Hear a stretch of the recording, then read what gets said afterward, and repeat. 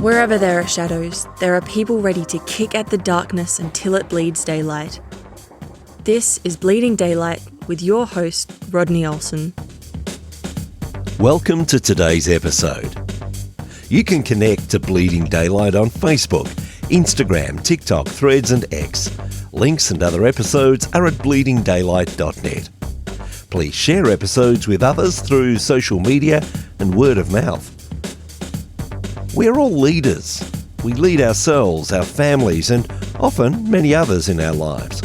Leadership principles that can be used in a workplace can very often translate directly to our personal worlds. Today's guest helps people to lead well.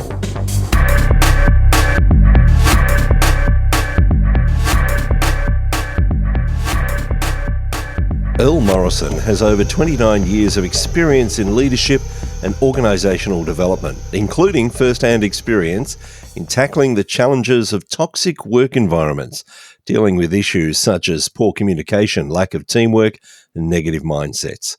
As a retired Chief of Police and former Assistant Director of the Council on Law Enforcement Education and Training, Earl has honed his skills in transforming organisations and individuals. He's also a published author, sharing his insights in books like Leadership Lessons Learned, Leading and Learning with Character, and Jumpstart Your Leadership and Spiritual Growth. I'm very pleased to have him join me today on Bleeding Daylight. Earl, thank you so much for your time today. Well, thank you guys for having me. You've had an amazing range of experiences in your work life. What was it that drew you out of your previous careers to start helping others with things like toxic culture?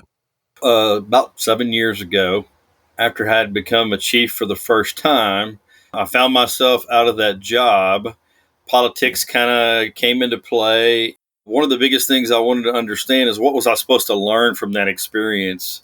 Often we're in environments, we make changes for the better, and then we find ourselves having to leave sometimes way before we're finished or way before we, accomplish the things that we wanted to. After talking to my wife, we were like, what are we supposed to learn? How do you kind of get past that? Because, sometimes when you have to leave and it's not your choice, you can have some frustration and some anger and some bitterness. I've learned over the years that sometimes writing things down gets it out. Sometimes you just write it down, throw it away, and you've done that. But I wanted more from this. I really wanted to learn a lesson. And I wrote that first book, Leadership Lessons Learned. After it was published, the other thing that I wanted to accomplish with it was if someone doesn't read the book, then how do I still get the message out there? And so from that is where I really started developing the leadership classes. So I had another avenue to connect with people, help them understand. Sometimes we don't even know we're in a toxic environment just because sometimes we feel like that's the way it's supposed to be. Well, that's kind of how we started Leading and Learning with Character, and I started the path of writing books and developing leadership curriculum to help folks understand things that they were dealing with and how to improve themselves and be better as they move forward. Well, we tend to divide our lives into various compartments: work, family, social life, faith, leisure and fitness and so on. We're still obviously whole people, and a bad culture or fractures in any of those areas is going to touch on all others. So how do you help people to build a good work culture when other areas of their life are perhaps in chaos? One of the things within some of my classes that I talk about is that the topics that we go over, which, some of them are build a strong foundation, learn from your mistakes, making good decisions, your attitude, your responsibility, that it's not just a work issue. I think a lot of times we want to blame the way we act when we get home from work and we go out and interact with society on the challenges that we have to deal with at work. One of the things that I teach is that you're changing your mindset to a positive mindset. You're putting positives in so positives will come out, and they all touch each other. So it's kind of hard to draw a line from work to home. We don't do that nearly as well as we think we do. One of those things that is going to affect us in our life at work, but also at home, especially in relationships, is that whole idea of communication. And that seems to be really the hot button in any organization, no matter how good it seems the communication is. there's going to be someone sticking their hand up and saying, well, the problem in this organization is communication. And I sometimes think, yes, it might be, but other times it's actually people are not taking on the communication that's directed towards them. So how do we solve that one? Certainly in a workplace, but also personally, because if they're connected, we need to be good communicators in whatever sphere of life we're in. You're absolutely right. I ask, what are some of the biggest struggles that you as an individual or within your organization? Effective communication is usually one of the top ones that is given. We've got to understand that we can't communicate the same way with everyone. I may communicate really well with someone in my inner circle, but I've got to find a way to connect with more people. Today's world, we have so much technology that some people don't understand when you try to communicate face to face. People want a text message, or some people still like phone calls, but there's emails. And so the biggest thing, especially in leadership, is learning about your folks that you have influence over, trying to understand them. As Stephen Covey put it years ago, seek first to understand and then to be understood. And so I'm trying to find out what works best for them. And I try to teach people that really, honestly, depending on the situation, if I just want to get information out, I may send you an email because it gets it out quickly. If I want to be a little more personalized, I may send you a text message or a phone call.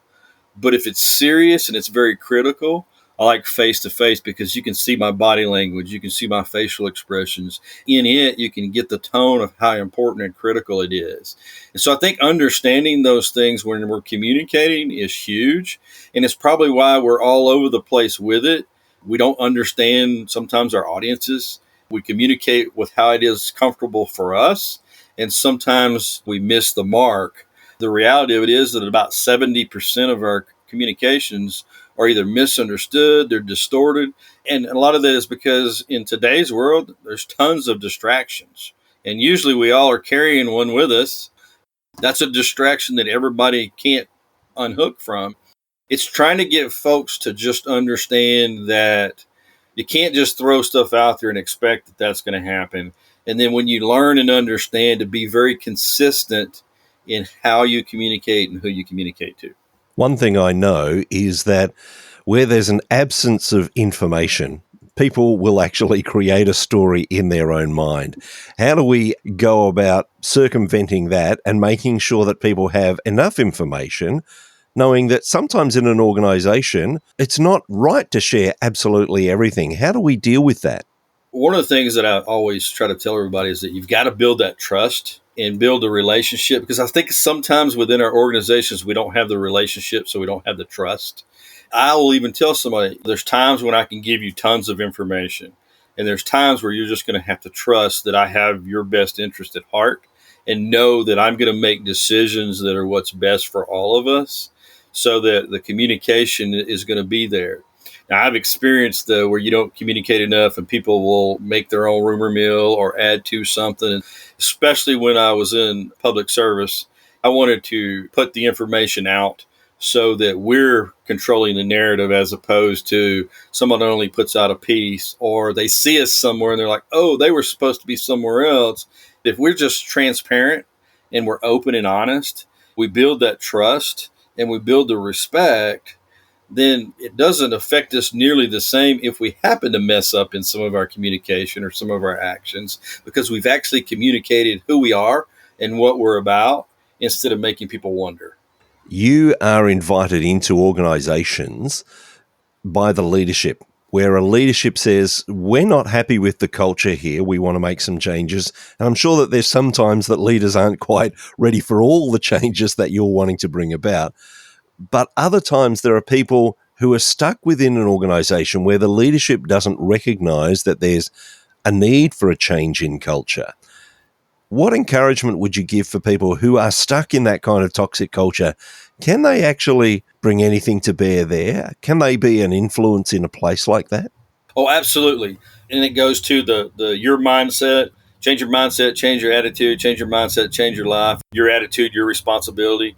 If you just concentrate on you and making sure that you're healthy and positive in your mindset, you're not allowing other people to control that. And so you're putting things in place. You're reflecting daily, you're reading, you may be a person that prays or meditates or works out. Those are things that are healthy for you and keep your mindset clear. And I tell people, if you've experienced the toxicity, and maybe you've been a toxic person, because I was at one time, I can tell you that was how I knew when I made that transformation, was when I started looking within and looking in that mirror and making some changes. You can start with yourself. A person that I was teaching in one of my classes, he came up to me on break, and he was just like, nobody listens. They're not gonna hear anything. I said, well, here's what I'd ask you to do. If you get anything out of my class, you go back and you talk to everybody at your agency that you can to get them to listen to you.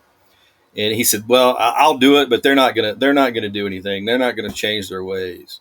And within 2 weeks, I got a phone call from that agency asking me to come there to present that class. So I always tell people, make an effort. If you make an effort to be positive and be different, you're going to set the example for somebody else. And at the end of the day, if you can't make that change and it doesn't feel like it's a place for you to be, you either stay well or you leave well. And sometimes if they're not following your example, it may be time to find a different organization if you can't make the right influence there. Don't stay stuck somewhere that you really aren't going to thrive and you don't belong. Find someone that'll help you understand that and help you understand that you have options, because we always do. One of the interesting things is that you connect your faith to your teaching. How does that interact when you're working with a group of people who may not hold faith, who may not be believers in Jesus? How does that actually influence the way that you teach, the way that you share information with organizations? I've always professed my faith, and the reality of that is that my behaviors, my actions, people will see that. In the classes that I teach or that are in those environments, I never shy away from it. I don't push it in those environments because, it is a fine line, and I don't want it to be where then there's a negative connotation that comes from that class. In the books that I've written, when I teach those classes, I'm always talking about it. Now, again, if someone asks questions about it or we spend more time, it's only because it's opened up. I found from the beginning that part of that, what I was supposed to do was not shy away from it, not push it unless it was brought up, but be ready either way. But everyone can tell you at the end of the day that they know that everything that I do is faith-based. Everything that I do comes from God because, I don't shy away from it. In those environments where I know that it could be an issue, I just don't push it.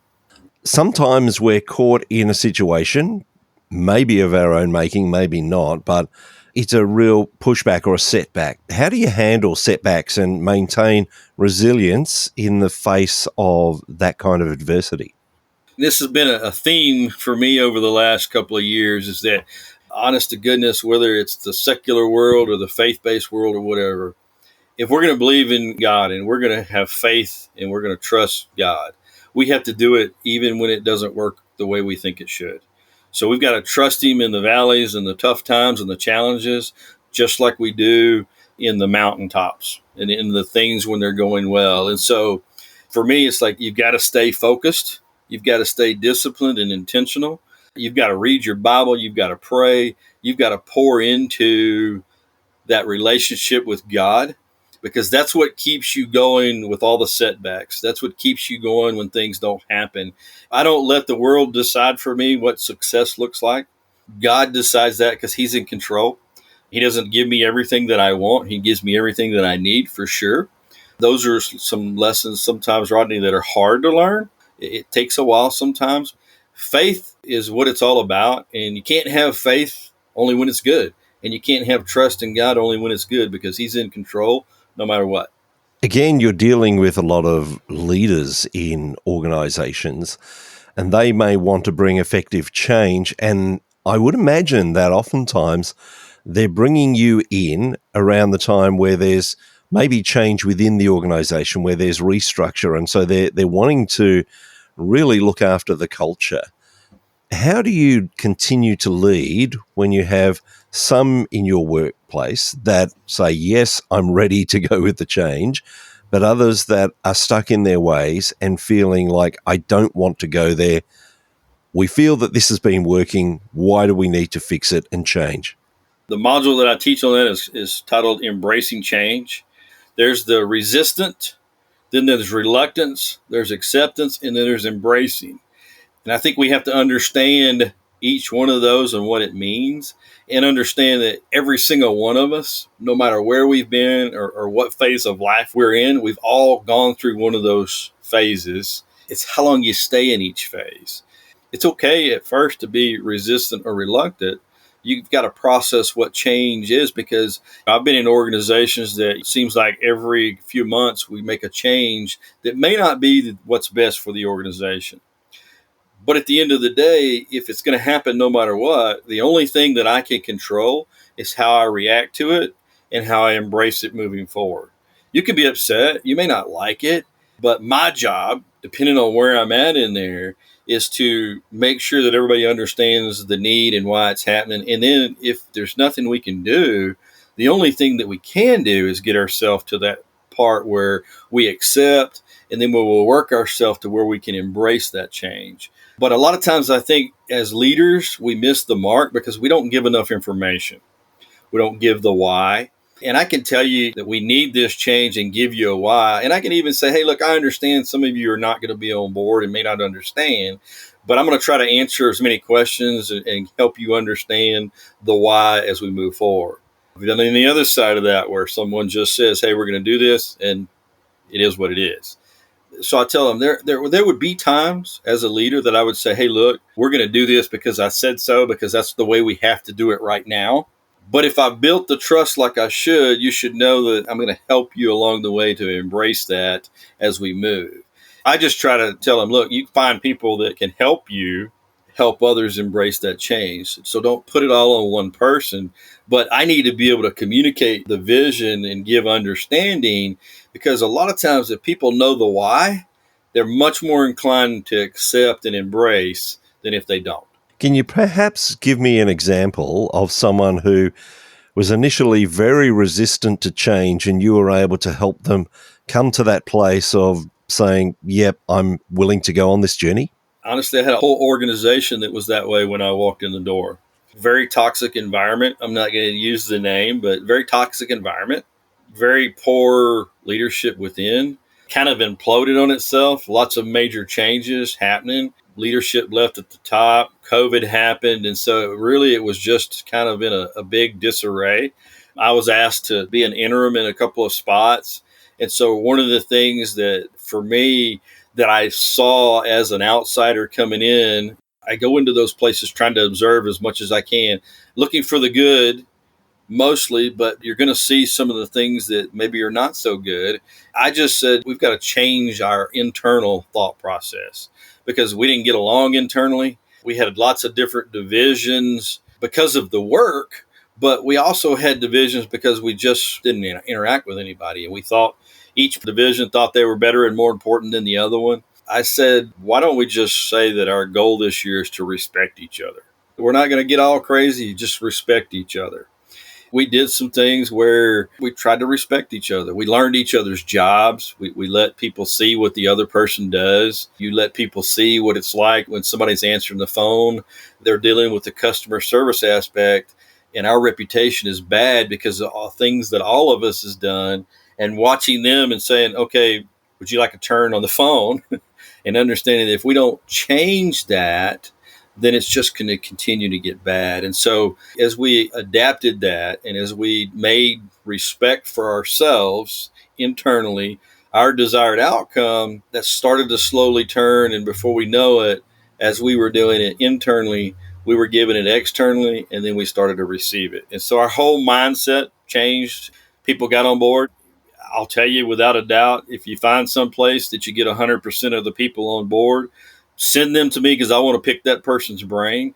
We got pretty close. We probably had about 90% on board, which I think is pretty good when you go through such a transformation from a negative, toxic place to a very positive teamwork, cohesion, and unity, and gaining respect internally and externally. We can use cliches like teamwork makes the dream work and those sorts of things. But we know realistically that we must have teamwork within organizations and even within our personal life. We're in teams in various aspects of our life. And yet we're probably taught right from in school and in college where we have those group assignments, and we know that there's always going to be one or two people that do all the work and that the others don't. How do we counter that, especially in a workplace where we're all meant to be working on something, because it can very quickly sour, and those people who want to do the work are going to lose that passion if not everyone is pitching in. So how do we deal with teamwork in those sorts of environments? Well, I think the biggest thing is across the board, you've got to establish what that means to your organization. When I talk about it, when I teach it, somebody always says teamwork makes the dream work. I said, okay, we'll get all that out of your system. Now let's break that down, because I think we don't establish roles within our organization. What's each member, what are they supposed to do? And then teach those people how to do that, because when we're doing that, we're adding value. When we really want to be a team, we need to add value. We need to have everybody understand the value that they bring, and what happens if they don't meet the expectations. Because it's not just enough that we establish the roles. We've got to know the roles, but we've got to understand the expectations and the responsibility. When you look at a team, when you're looking at American football or you're looking at basketball, someone is the leader. Someone is the team captain or the quarterback or something there that calls the shots. If that person doesn't have it together, your team's going to suffer.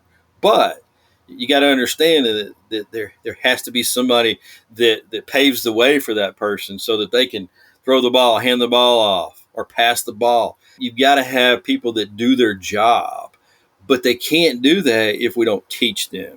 If they don't understand that and know the expectation. And then again, at the end of the day, if we're not valuing our people, we're going to struggle. In a couple of the organizations that I was at, we developed some mentoring programs so that the minute somebody came into our organization, we began to take them and teach them and show them the value, but also teach them about us so that they could understand the value that they add once they know their job the way they need to. And the thread through a lot of this is good personal interaction. I mentioned at the start that we are certainly whole people, and so everything we do touches every other part of our lives. I'm wondering if there have been times, maybe even in your own life, where you've been in relationship with someone or there's been a situation and you've thought, aha, that actually connects to some of the stuff I teach in organizations. I should know this, I teach this, and you're able to actually put some of those things in practice within your own personal life. Oh, absolutely. I'm constantly learning because, again, it's like, when you write books, when you write curriculum, when you teach, every time you interact with somebody and it kind of hits one of those topics, you're like, oh, I better make sure that I do this the way that I'm teaching that. It's kind of a way to keep yourself accountable. For me, if I'm putting that out there, then I need to be practicing it.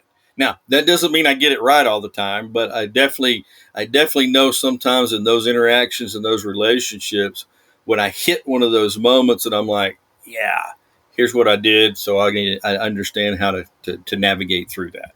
You've written a number of books, as I mentioned. One of them is a devotional for people who are in leadership. Tell me about writing that book. From the first two, after I wrote those, I just was kind of like, I have verses for each one of those as a reference point throughout the book.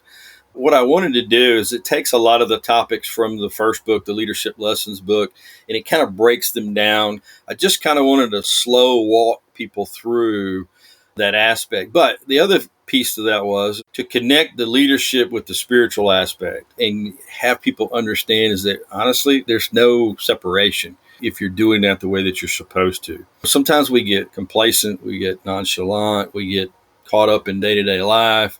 What a better way to jumpstart your leadership and your spiritual walk, doing it at the same time, because they connect.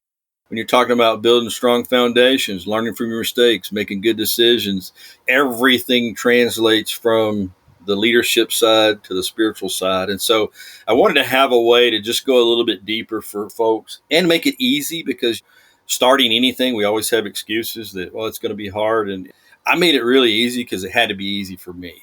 We have a topic, we have a daily verse, and we have a daily prayer that when you read it and you apply it, then you start seeing the results of that.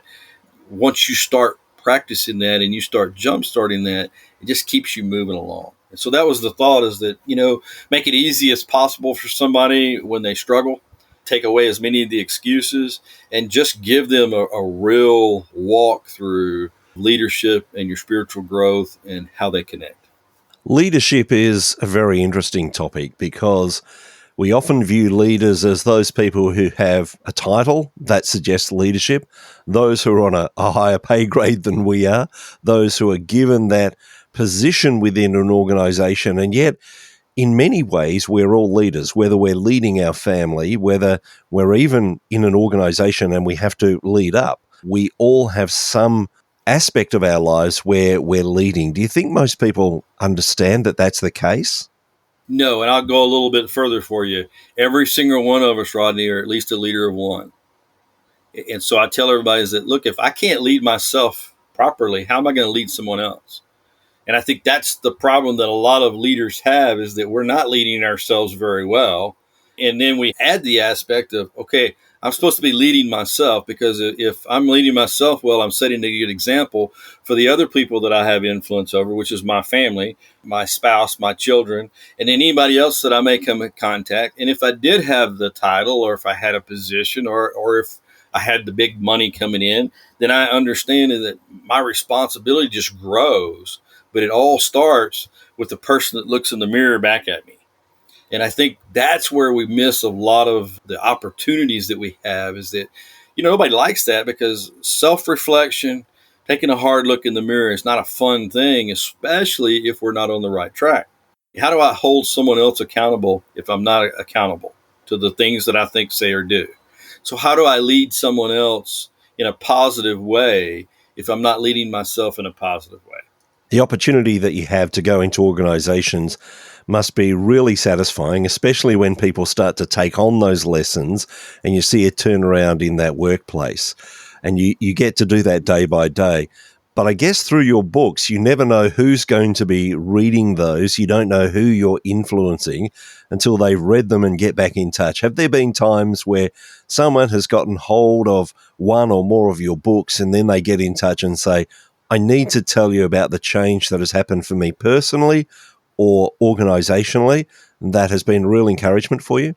Oh, absolutely. I had one a couple of years ago that I had passed on at a conference that was a continuing education conference, and I passed it on to one of the presenters, and had not had contact with this gentleman for about a year. It was a couple of years ago, right before Christmas time. He sends me a message and tells me the impact that the book had. And we talked on the phone and kind of talked about it. And, now we kind of stay in touch through social media. But you can't really describe the feeling, because it's like you didn't even know that impact. It was happening. And then all of a sudden you found out about it, which makes it one of those things of, you always have to be aware of the seeds that you're planting, because you may not always see the crop. But it's really satisfying and very gratifying when you do, because it's like you know that you're doing what you're supposed to be doing. I mean, I know that because I feel like it's God's calling, but when you get that feedback from people, man, you just know that you're doing what you need to. With all the negative, with all the setbacks, it only takes one of those that has been encouraged from your work, from your words or whatever, to make it like, okay, I'm doing what I'm supposed to be doing.